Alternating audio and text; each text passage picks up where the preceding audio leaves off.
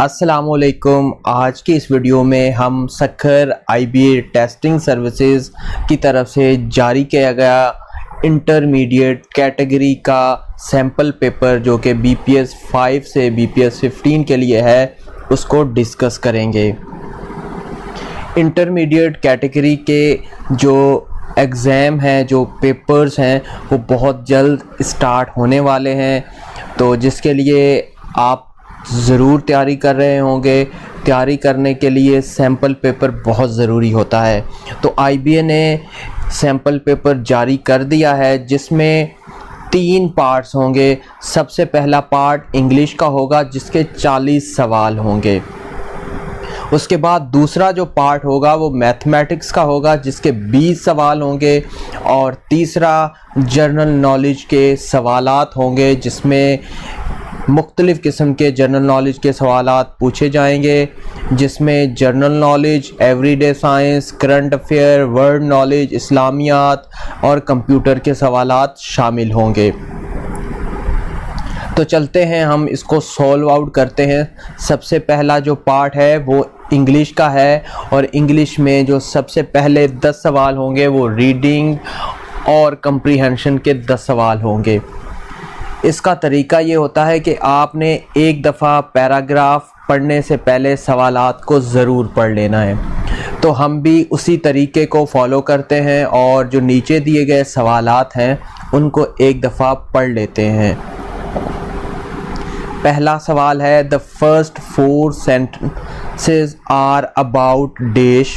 ए में पूछता है केव्स, बी में पूछता है लिविंग प्लेसेस, सी में पूछता है स्टोन। दूसरा सवाल है, people mentioned in the paragraph A were militants, B were warriors, C were good at a battle strategy. अब जो पहले 4 पैराग्राफ हैं वो किसके मुतालिक हैं, ये सवाल है पहला। In olden days people used to live in caves, they found them as safe homes. Furnished living places were unknown to them. In Stone Age they made some useful tools and weapons for stone, for they found them useful, durable and strong to use. तो पहले जो 4 sentence हैं अब ये clear हो गया है कि ये जो है वो लिविंग प्लेसेस के बारे में बात कर रहा है। तो पहले सवाल का जो जवाब होगा वो होगा लिविंग प्लेसेस। दूसरा सवाल अगले जो है उसमें मौजूद है, तो इसमें ओवरऑल को पढ़ के भी हमें दूसरा सवाल का जो जवाब है वो मिल जाएगा।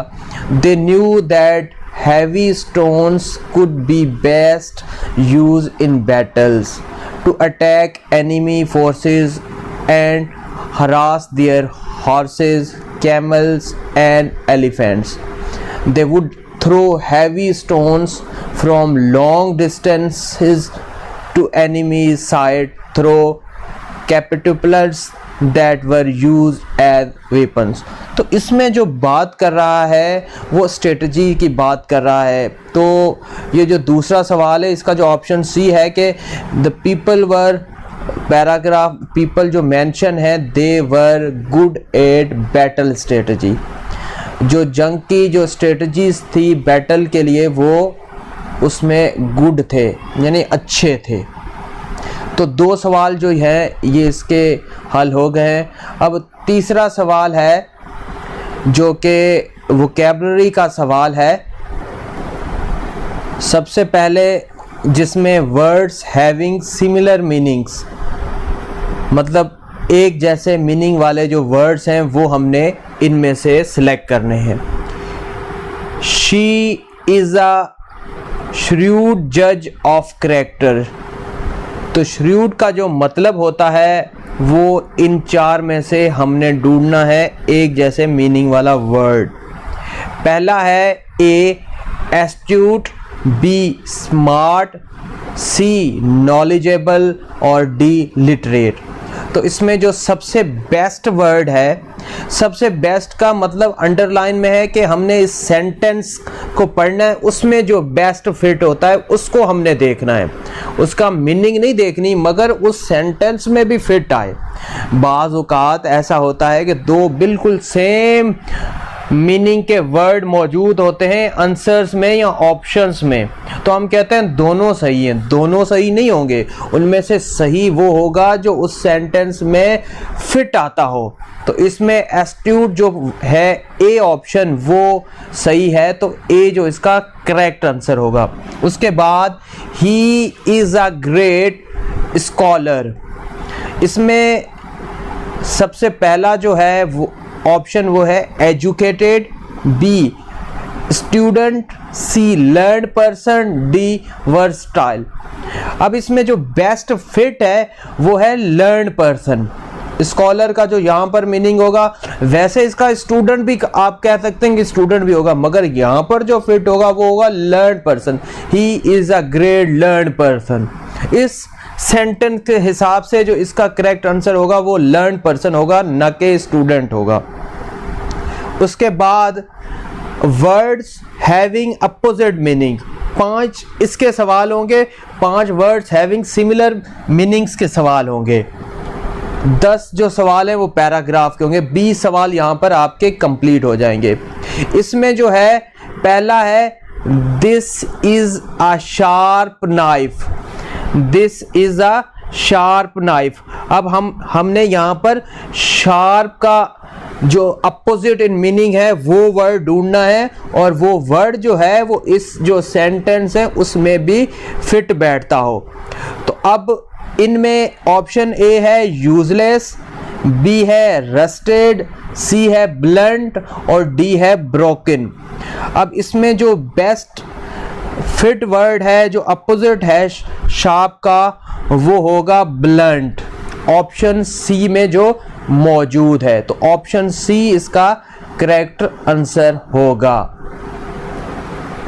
उसके बाद नेक्स्ट सवाल है कि इन अर्ली डेज,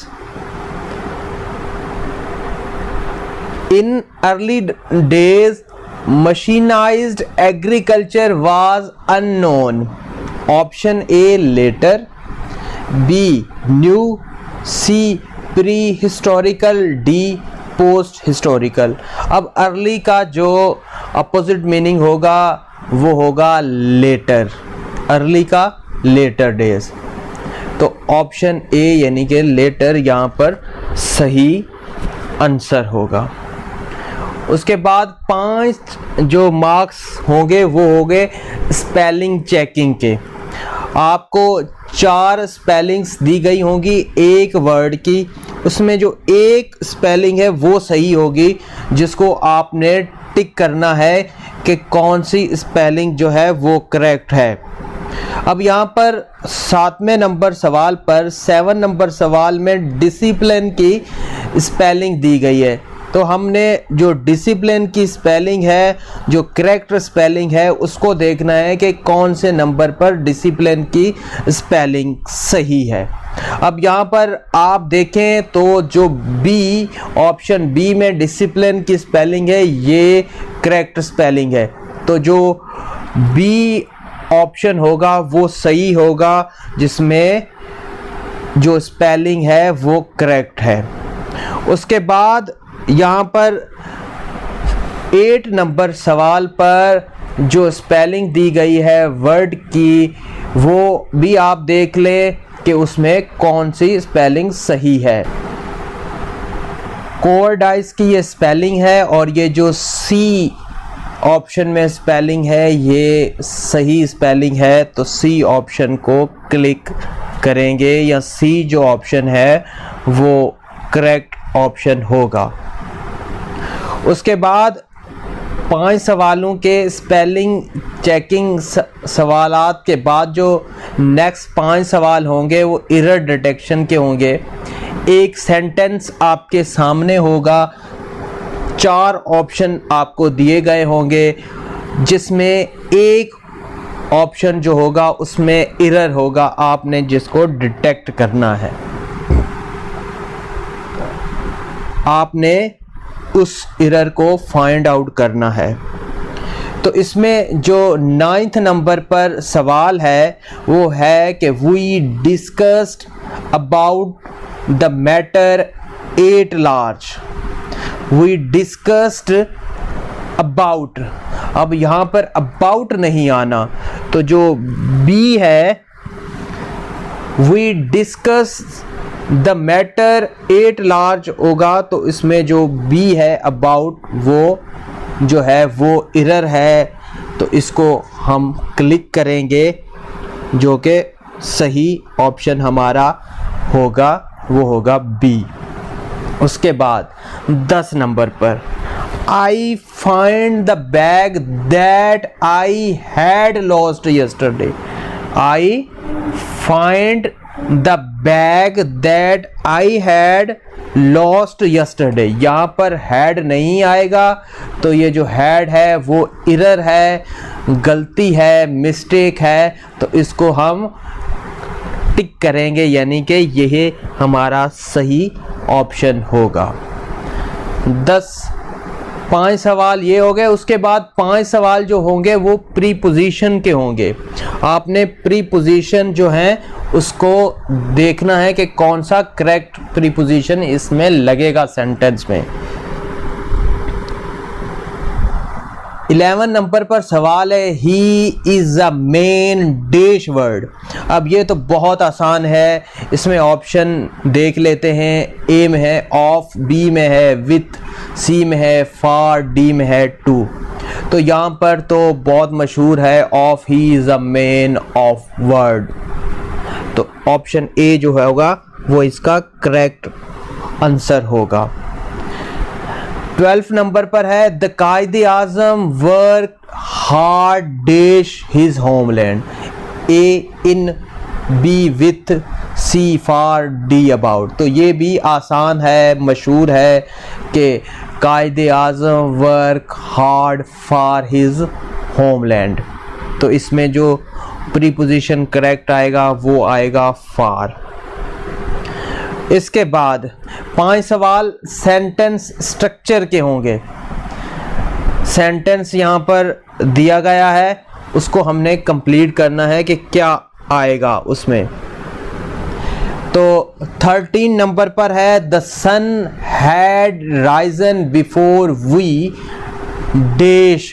इसमें ए ऑप्शन में had left, B set off, C had started, D arrived there. तो इसका जो करेक्ट आंसर होगा वो होगा D arrived there. The sun had risen before we arrived there. उसके बाद 14 नंबर पर जो सवाल है वो है कि what can not be cured be endured.